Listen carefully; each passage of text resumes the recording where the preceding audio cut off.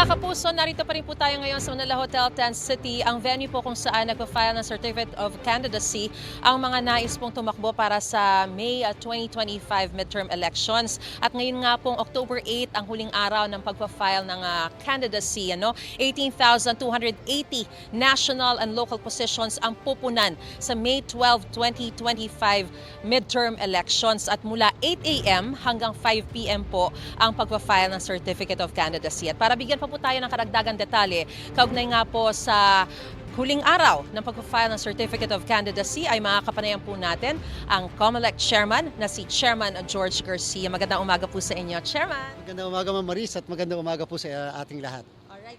Sir, una po sa lahat, 127 na po na senatorial aspirants at 137 na party list na aspirants ang nakapag-file o nakapaghain na po ng kanilang Certificate of Candidacy. Naasahan pa po ba natin na sa huling araw, mas marami pa pong hahabol at madaragdagan pa po itong listahang ito? Alam niyo, Ma'am Maris, ang ating po kasing party list ay 160 ang ina-expect natin. So more or less, meron pa tayong 23 na inaasahan na magpa-file ng Certificates of Nomination and Acceptance. Ganun naman sa ating pong senatorial candidates, may mga nagparating na sila din ay magpa-file itong huling araw. So inaasahan natin siguro aabutin ng mga senatorial candidates hanggang 130 to 135 pa.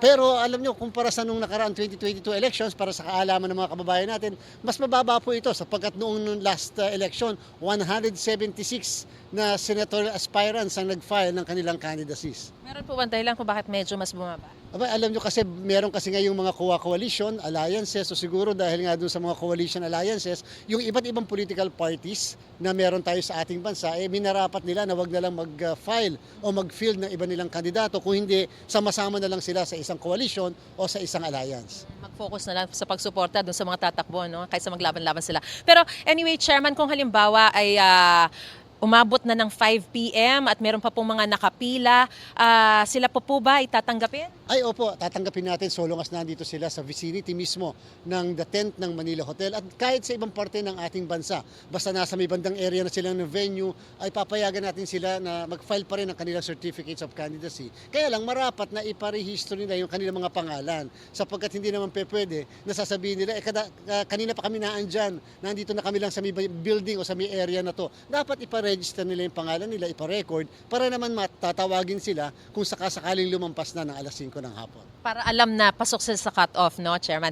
Anyway, Chairman, nabanggit nyo rin po kasi nasasalain po, no, ng COMELEC yung mga nuisance, yung aplikasyon para matanggal yung mga nuisance candidates. Kung sakasakali, paano po ba yung sistema sa pag-categorize ng mga aspirants bilang nuisance? Alam niyo po, motu proprio kasi sa commission yan. Ibig sabihin, kahit walang mag-file ng petition, pwede namin gawin.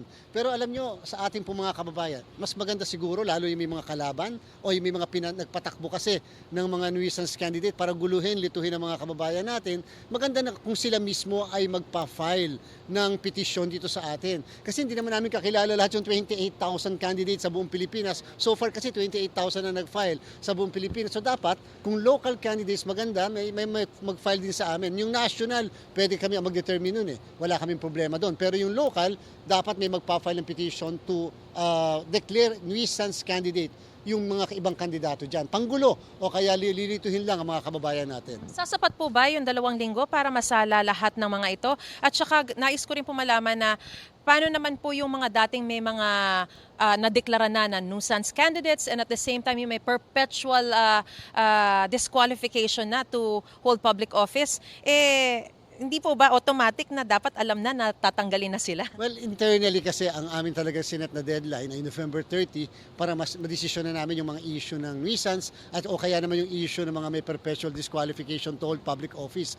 Tatandaan din po ng lahat, pagka ang issue ay perpetual disqualification, panghabang buhay na hindi na makakatakbo o magkakaroon ng posisyon sa pamahalaan, yan po ay pwede namin gawin kami lang nang wala magpa-file ng petition sapagkat meron po kami mga listahan na pinadala sa amin ng opisina ng Ombudsman. Hanggat walang restraining order sa mas mataas na hukuman upang pahintuin ang implementasyon ng desisyon ng Office of the Ombudsman, ipapatupad po namin yan. And so asahan po ng lahat, bago po mag-November 30, meron meron na kaming update sa lahat. Ilan ang aming dineklara na nuisance, ilan yung binaliwala namin ang kanilang pag-file ng candidacy dahil sila ay perpetually disqualified to hold public office. Pero yung final list po talaga, kailan lalabas? December 13, Ma'am Maris, yung final list natin dahil gusto po ng COMELEC magkaroon ng printing ng balota pagdating po ng huling linggo ng Disyembre. Alright. Ang tanong ng marami, Chairman, tatanggapin pa po ba ng COMELEC yung Certificate of Candidacy na ifa-file kung sakasakali ni Alice Go ng Bambantarlac dahil nga po may binabanggit yung kanyang abogado na mukhang maghahain daw ito? Ma'am Maris, katulad ng paulit-ulit natin binabanggit, ilang araw na sinasabi natin yung amin pong role, yung duty namin sa pagtanggap ng candidacy ay purely ministerial. Wala po kaming diskresyon na tanggihan ang mga magpa-file ng candidacy kasi hodang kumakanta, boyfriend, girlfriend ni ganito o kasi hodang ako ano man ang tingin ng mga kababayan natin. Tatanggapin namin ang certificates of candidacy.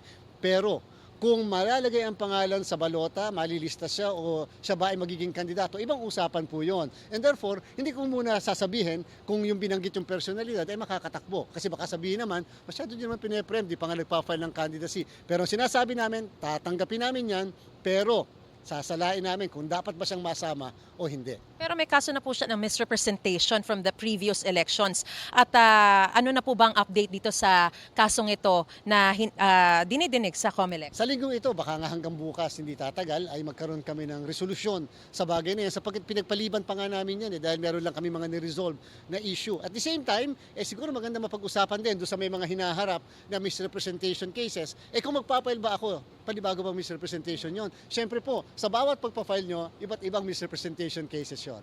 Paalala na lang po sa mga habol pa ngayong huling araw ng filing of Certificate of Candidacy. At syempre, sir, yung sinasabi na bawal na talaga ang substitution, no? As compared to the previous elections, may mga substitution pa nagaganap. Doon po muna tayo, Ma'am Maris, sa bawal ang substitution. Pagkatapos po ng October 8, maliban na lang kung namatay o na-disqualify yung isang kandidato, bawal na po ang palitan. Hindi na po kami tatanggap ng mga palitan. Tama na po yung mga nangyayari ng mga nakaraan. So meaning to say, yung sinabit yung listahan, kung kayo ay party list o kung ikaw mismo ay kandidato, maliban na lang kung namatay ka o na-disqualify, ay hindi ka po namin papayagang magkaroon ng palitan. Kung sakaling namatay o na-disqualify, pwede ang palitan, pero same political party at parehas ang family name. Doon po sa mga hahabol ngayong araw na to, of course, nandito pa kami maghapon hanggang alas 5 ng hapon. Sana po bago kayo pumunta sa mga filing sites natin, sa mga venue, sana po may mga mautusan na kayo. Dalhin kaagad ang inyong certificates of candidacy. Ma-review namin, baka kulang, baka meron dapat pang idagdag. And therefore, hindi yung kung kailan po kayo pupunta, tsaka lang dala-dala ang certificates of candidacy, sadya po magtatagal yon. Mahaba ang pila, madami po magpa-file ngayong araw na to.